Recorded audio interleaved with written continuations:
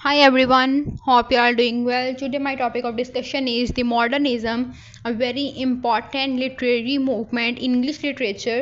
So इसके introduction से start करते हैं. Modernism was a literary movement late 19 to mid 20th century that rejected traditional forms and embrace experimentation.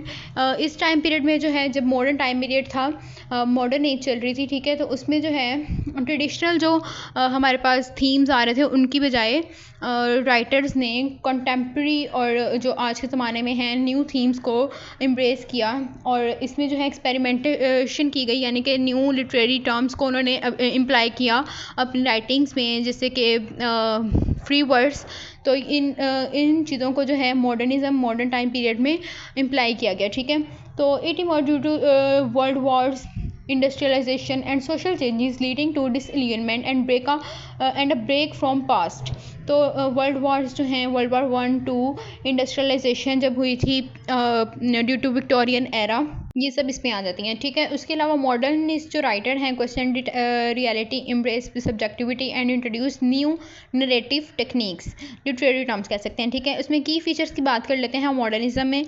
तो rejection है tradition की, ठीक है, broke away from classical story telling, linear plots and fixed meanings. तो जो traditional हमारे पास, उनके पास जो थे राइटर्स के पास थीम्स, उनसे जो है उन्होंने हट के थोड़ा काम किया और न्यू जो टेक्निक्स हैं उनको इम्प्लाई किया और एम्ब्रेस किया उन्होंने टेक्नोलॉजी को और एडवांसमेंट को और न्यू थिंग्स को इम्प्लाई करने की कोशिश की. रिजेक्शन की ट्रेडिशन से स्ट्रीम ऑफ कॉन्शियसनेस, जिसमें राइटर्स आ जाते हैं, इनर थॉट्स इन्होंने यूज़ किए हैं अपनी राइटिंग्स में, Virginia Woolf and James Joyce. Disalignment है, अलाइनमेंट है, थीम्स हैं आइसोलेशन के, anxiety and lack of faith in all values, T S. Eliot, जिनकी राइटिंग है the world the Westland.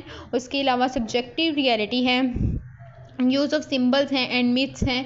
Writer refer history, mythology and symbols, for example Eliot's की writing the waste land. उसके अलावा experimentation आ जाती है with form and language, new narrative structure, multiple perspectives and ambiguous ending. तो इसमें जो न्यू जो टेक्निक्स हैं उनको यूज़ किया गया है, स्ट्रक्चर्स को यूज़ किया गया है. उसके अलावा इम्पॉर्टेंट जो मॉडर्निस्ट राइटर्स हैं उनकी बात कर लेते हैं और इसके अलावा उनके इम्पॉर्टेंट वर्क्स की. तो टी.एस. इलियट इनमें आ जाते हैं, सबसे आ जाती हैं, जो कि इनकी राइटिंग है द वेस्टलैंड.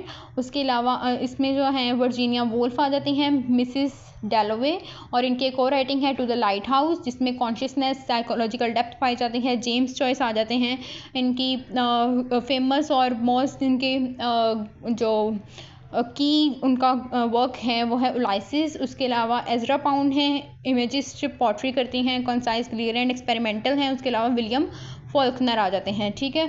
उसके बाद अगर हम बात करें इसके इम्पैक्ट की मॉडर्निज्म के लेटर जो मूवमेंट्स हैं, टाइम पीरियड है उस पर, तो transform literature by introducing new ways of story telling, shifted focus from external reality to inner consciousness, insight जो इनर थॉट्स हैं उनके बारे में, ज़मीर के बारे में इन्होंने बात की है, ठीक है. इन्फ्लुएंस करता है पोस्ट मॉडर्निज्म को और कंटेम्प्रेरी लिटरेचर जो आज का टाइम पीरियड है उसका लिटरेचर है उसको भी इम्पैक्ट करता है. उसके अलावा give rise to experimental writing style that shape modern fiction, poetry and drama.